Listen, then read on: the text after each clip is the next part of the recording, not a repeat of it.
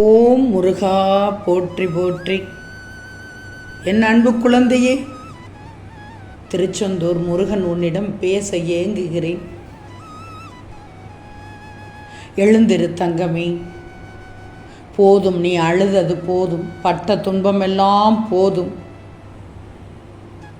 எவ்வளவோ விஷயங்களை தாண்டி வந்து விட்டாய்.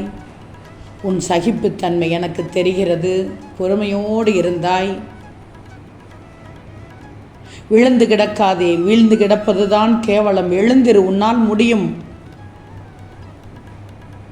எளிதாக எழுந்துவிட முடியும். உனக்குள் ஒட்டுமொத்த திறமையும் இந்த முருகன் கொண்டு வந்து விட்டேன். அதற்கான சக்தியும் அதற்கான முயற்சியும் உன்னிடத்தில் உள்ளது. உன்னிடம் எழுந்திருக்கக்கூடிய அந்த பலம் உள்ளது என்றுதான் இந்த முருகன் சொல்கிறேன். நீ செய்யும் செயலுக்கான பலனை நான் உனக்கு அள்ளித் தருகிறேன். இப்போது நீ கஷ்டப்படுற மாதிரி தான் இருக்கும். ஆனால் உனக்கு எந்த கஷ்டத்தையும் நிரந்தரமாக வரவிடவே மாட்டேன். நாள் கிழமையெல்லாம் மாறிக்கொண்டே இருக்கிறது. ஆனால் கஷ்டம் மட்டும் மாறவே இல்லை என்று யோசித்து கொண்டிருக்கிறாய். யோசித்தால் ஒரு பிரயோஜனமும் இல்லை. தெளிவை தேடு, தீர்வை தேடு. தீர்வை தேடினால்தான் கிடைக்கும். அதற்கான வேலையில் இறங்கினால்தான் கிடைக்கும். தெளிவோடு இரு, விரிவாக யோசி. எல்லாம் மாறும். எதுவுமே நிரந்தரமில்லை என்னும் போது கவலை எப்படி நிரந்தரமாக இருக்கும்? கவலை ஒன்றும் நிரந்தரமில்லை. எல்லாம் நன்மைக்குத்தான் என் பிள்ளைக்கு நடக்கிறது. எதுவுமே உன்னை கவலைப்படுத்த வேண்டும் என்பதற்காகவே நடக்கவே இல்லை. எல்லாம் சரியாக நடக்கிறது. சரியான நேரத்தில் சரியானது தான் நடக்கிறது. கெட்டது நடக்கவில்லை. அந்த கண்ணோட்டத்தில் பார்க்காதே. நான் பார்த்து கொள்கிறேன். மனம் தளரக்கூடாது. இந்த நேரத்தில் தான் நீ மனம் தளரக்கூடாது.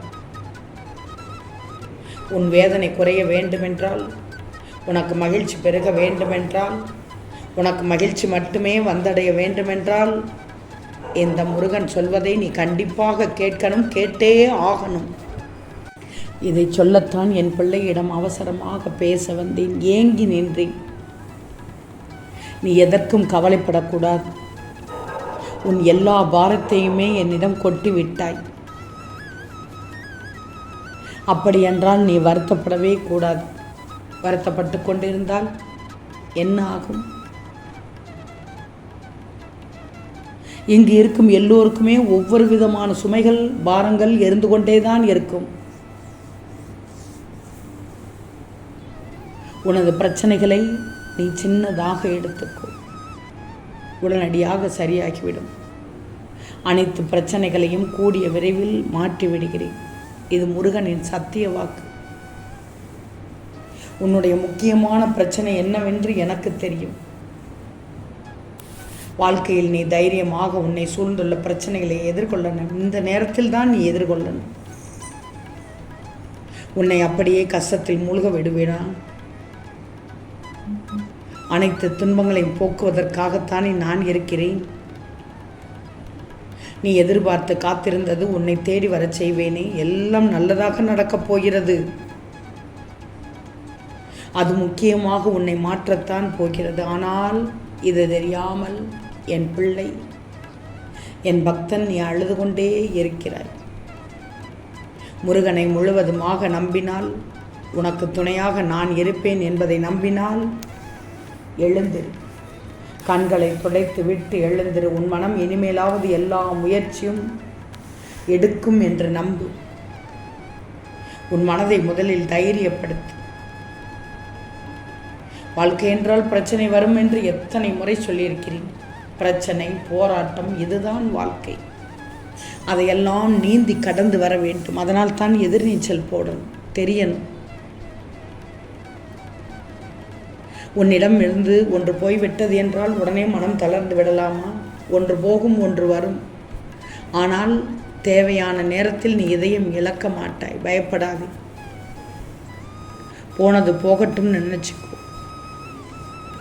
இனி ஆக வேண்டியதை மட்டும் யோசி. உன்னால் முன்னேற முடியும் என்று நம்பு. அதற்கான வேலையை செய். எல்லா முயற்சியும் நீ கண்டிப்பாக எடுப்பாய், எடுத்துக்கொண்டுதான் இருக்கிறாய். எல்லாம் மாறும்னு நினச்சி தைரியமாக இரு. நடந்ததையே நினச்சிக்கிட்டு இருந்தால் அடுத்த கட்டத்திற்கு எப்படி நகல முடியும்? நடந்ததை நினைத்தால் பின்னோக்கித்தான் போக முடியுமே ஒழிய முன்னோக்கி வர முடியாது. முன்னோக்கி வந்தால் தானே வாழ்க்கை பாதையில் முன்னோக்கித்தான் செல்லணும். பின்னோக்கி போனால் விழுந்து விடுவோம். எங்கு விழுவோம், ஏது விழுவோம் என்று தெரியாது. விழுவதை பார்த்து கைகொட்டி சிரிப்பதற்கு காத்து கொண்டிருக்கிறார்கள் ஒரு கூட்டம். அந்த கூட்டத்தை சமாளிப்பது ஒன்றும் பெரிய பிரச்சனை இல்லை.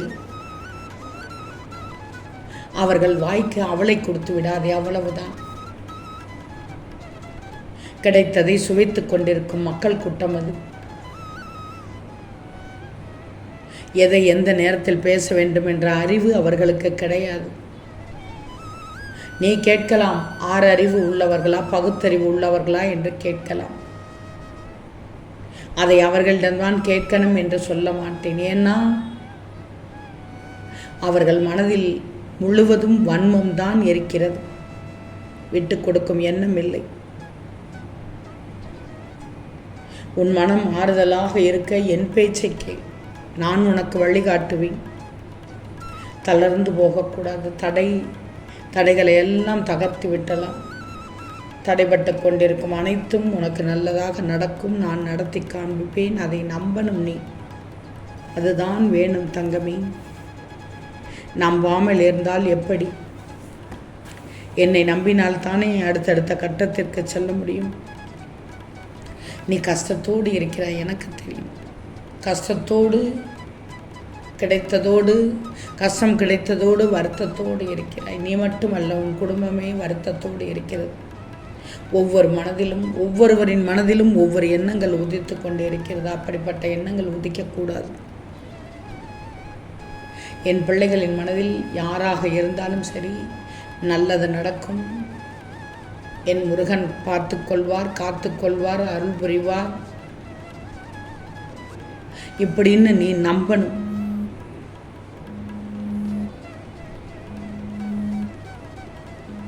உன்னுடைய இஷ்டத்தை நோக்கி பயணம் செய். உனக்கு இஷ்டமானதை, உனக்கு பிடித்ததை அடைய நீ என்ன செய்ய வேண்டுமோ அதற்குண்டான வேலையை செய். நீ அனுபவித்த துன்பங்கள் எல்லாம் இன்பங்களாக மாறும் காலம் வந்துவிட்டது. உனக்கு மட்டும்தான் கஷ்டமும் நஷ்டமும் விடாமல் துரத்துகிறது என்று நினைக்கிறாயா? கவலைப்படாதே. கடல் அளவு கஷ்டத்தையும் வேதனையும் இங்கு வாழும் எல்லோரும் சுமந்து கொண்டுதான் இருக்கிறார்கள். அதிலிருந்து கண்டிப்பாக உனக்கு விடுதலை கிடைத்துவிடும். கவலையே படாதே. உனக்கு நான் இருக்கிறேன். ஓம் முருகா போற்றி போற்றி.